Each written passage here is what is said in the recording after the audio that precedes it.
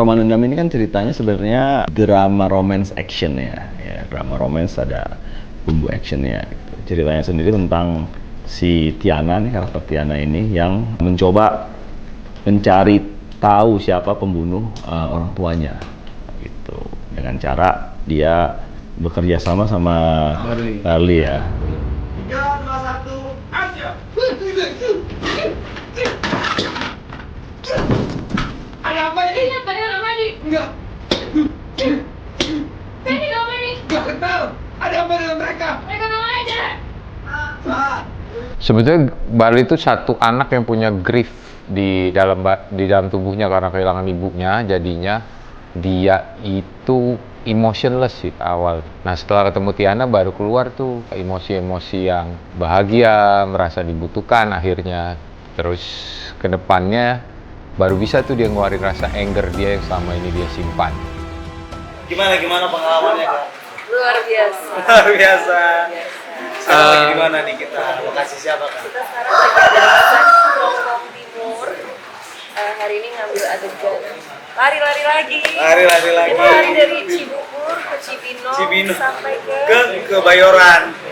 Gandaria sini kan? Iya, udah Ayu. Hari ini kita mau ngambil scene kita berdua. Tapi tadi tiba-tiba hujan terus banget. Kita sekarang lagi hujan. Pokoknya nih ya, hari ini di ke-28 itu harinya Ceker dan Tiana.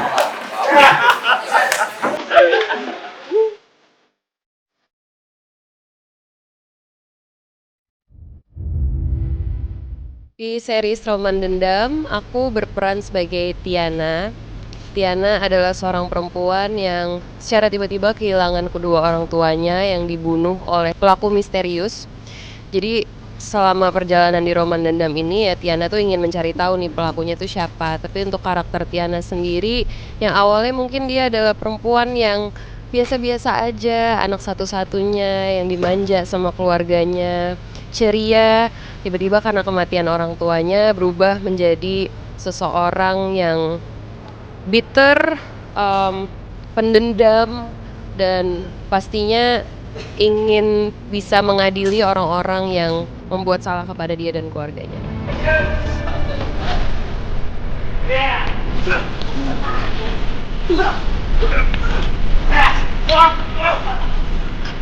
Karakter Tiana itu sebenarnya dia wanita yang riang, gadis yang happy pada umumnya gitu ya.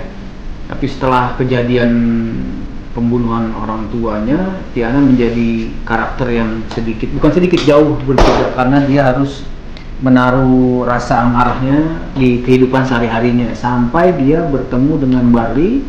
Akan ada satu perubahan atau eskalasi dari karakter Tiana. Kenyataannya karakter Tatiana yang dari riang, kemudian orang yang punya begitu besar dendam dia terhadap pembunuh orang tuanya, and then berubah lagi menjadi karakter yang lovable. Itu memang ada eskalasinya, itu rada sulit. Sebenarnya kalau kita nulis cerita gitu, kita punya karakter arc gitu antara si misalnya Tiana, karakter arc-nya dari 7 Step of Grief-nya dia gitu, dari anger, dari ini sampai dia menerima dan akhirnya ngejalanin hidupnya lagi gitu. Kayak Barley dari seorang yang violence tapi dia punya ingatan tentang ibunya, dia berusaha kabur dari karakter itu sampai akhirnya dia menerima kalau oke, gue nggak bisa lari dari masa lalu gue. Itu kan sebenarnya desain story-nya, desain arc-nya gitu.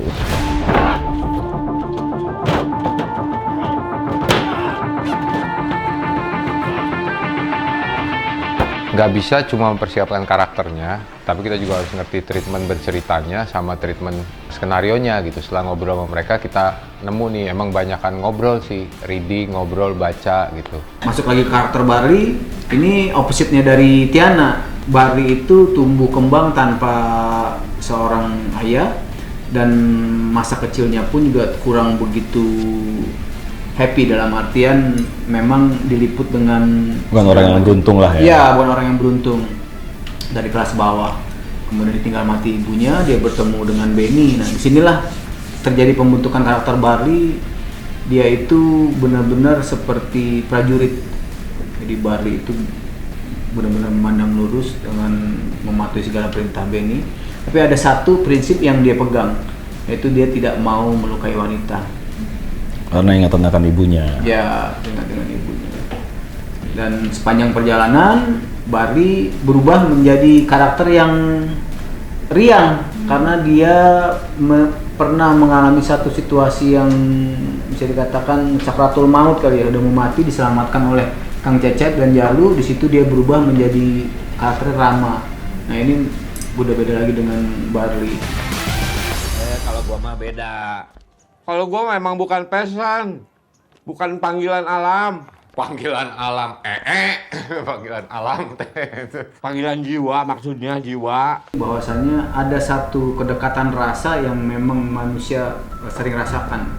Itu bukan cuma dendam, tapi yang paling simpel itu adalah kasih sayang. Ya.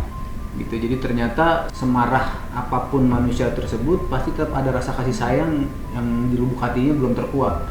Nah, itu adalah salah satu tugas kita, bagaimana memperlihatkan dari karakter yang punya dendam segitu besar, tapi pada akhirnya dia menonjolkan rasa kasih sayangnya kepada lawan mainnya gitu. Tenang Pak Danang, tangan si Rama mah paten, beda sama tangan saya. Ya kalau Rama yang ngerik mah paling cuma bisa kepotong itu leher.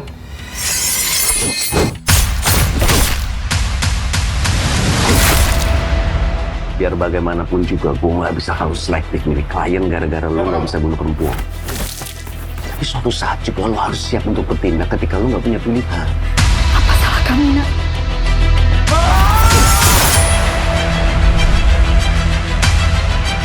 Tiana bakal cari sendiri siapa yang mau papa sama mama dibunuh. Teh, biasa 2 bungkus. Mas Rama.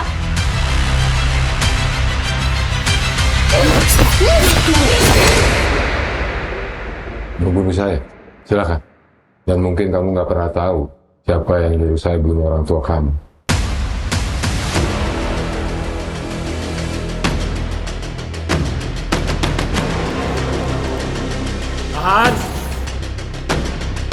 Yang aku pikir baik, ternyata dia yang bikin keluarga aku hilang. Dan yang aku pikir bunuh orang tuaku. Sekarang kamu sudah siap untuk balas dendam.